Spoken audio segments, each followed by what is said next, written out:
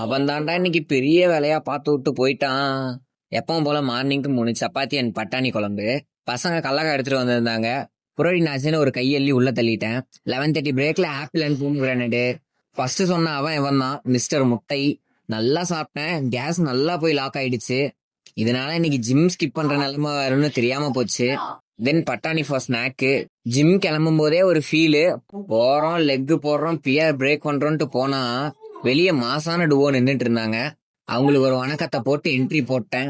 மாசா யாரோ வராங்களேன்னு பார்த்தா நம்ம ஜெமினி. இதை மட்டும் அவாய்ட் பண்ணிருக்கலாம். தென் வார்ம் அப் போட்டேன். அவ்வளோதான், முடியல. செம்ம வயிறு வலி.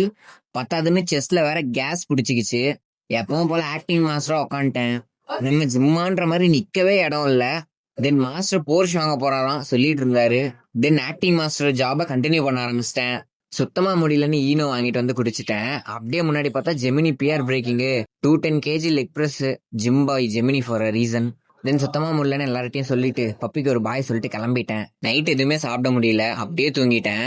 ஃபர்ஸ்ட் வீடியோல சொன்னதுதான், I don't care about my body condition and I'm not gonna quit this time. Day 8ல சந்திப்போம்.